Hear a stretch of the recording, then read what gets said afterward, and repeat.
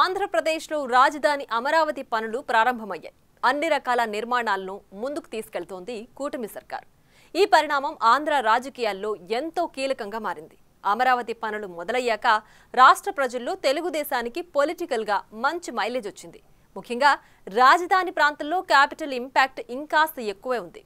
ఇప్పుడు తాడికొండలో టీడీపీ ఉన్నంత బలంగా వైసీపీ లేదనే చర్చ జరుగుతోంది.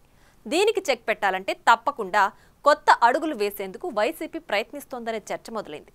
తెలుగుదేశాన్ని వీక్ చేసేందుకు, మళ్లీ పొలిటికల్ లైమ్ లైట్లోకి వచ్చేందుకు వైసీపీ చేస్తున్న ఆలోచన ఏంటి?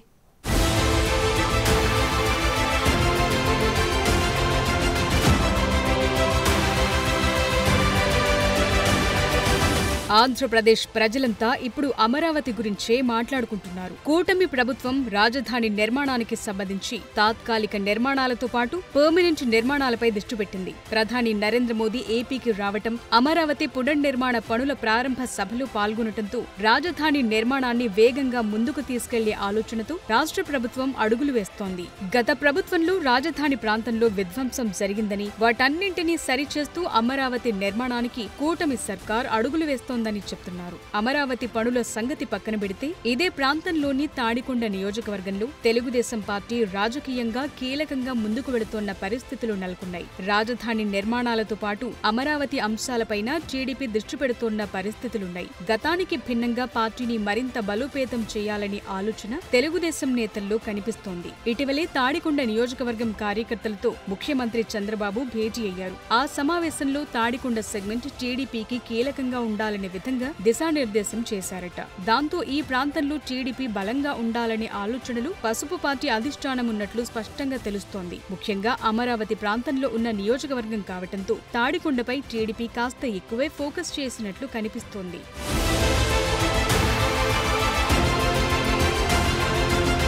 మరోవైపు మంగళగిరిలోనూ నారా లోకేష్ పార్టీ పటిష్టంగా ఉండే విధంగా ఆలోచన చేస్తున్నారు. నియోజకవర్గంలో పార్టీ పర్మనెంట్ గా గెలిచేలా పరిస్థితుల్ని మార్చేయాలని చూస్తున్నారట. ప్రతికూల పరిస్థితులన్నింటినీ టీడీపీకి అనుకూలంగా మార్చేలా లోకేష్ దృష్టి పెడుతున్నారట. రాజధాని ప్రాంతంలో ఉన్న కొన్ని గ్రామాలు, మండలాలు మంగళగిరి నియోజకవర్గం పరిధిలోకి వస్తాయి. అత్యంత కీలకంగా ఉన్న ప్రాంతాలు మంగళగిరి నుంచే ప్రారంభమవుతుండటంతో రాజధాని ప్రాంతానికి మంగళగిరితో కీలక సంబంధాలున్నాయి. కాబట్టి ఏ నియోజకవర్గం పర్మనెంట్ గా టీడీపీ జెండాని ఎగరాలనే విధంగా నారా లోకేష్ తో పాటు టీడీపీ నేతలు యాక్షన్ ప్లాన్ సిద్ధం చేస్తున్నారట.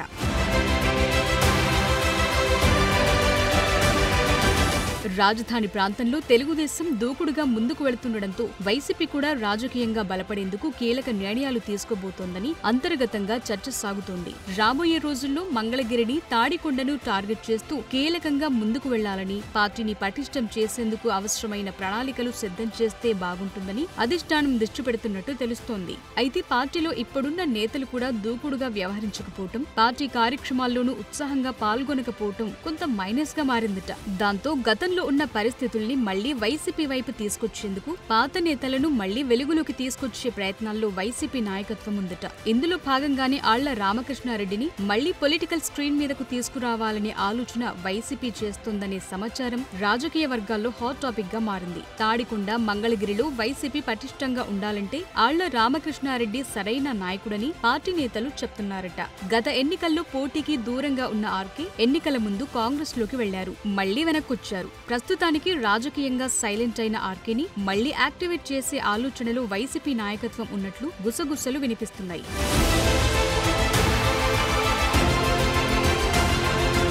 ఇక అమరావతి విషయంలో ఇంకా రైతుల్లో అసంతృప్తి ఉందని వైసీపీ భావిస్తోందట. ఇప్పటికే 34,000 ఎకరాల భూములను ఇచ్చిన రైతులకు న్యాయం చేయకుండా మరో 40,000 ఎకరాల భూమి సేకరించేందుకు ప్రభుత్వం ప్రణాళికలు వేస్తోందంటున్నారు. ఇది అమరావతి రైతులకు నచ్చటం లేదనేది వైసీపీ ఆలోచన. మరోవైపు రాజధాని ప్రాంతం ముంపడుకు గురవుతుందని, భద్రతా పరంగా ఇబ్బందులొస్తాయని విమర్శిస్తున్నారు. ఇలా అమరావతి విషయంలో పైకి కనిపించే అంశాలే కాకుండా లూప్ హోల్స్ ని పట్టుకుని స్థానికంగా వైసీపీ నాయకత్వాన్ని బలపరిచేందుకు అధిష్టానం సిద్ధమవుతున్నట్లు తెలుస్తోంది. అయితే ఆర్కే మాత్రం పాలిటిక్స్ పట్ల అంత ఇంట్రెస్టింగ్ గా ఉన్నట్లు కనిపించడం లేదు.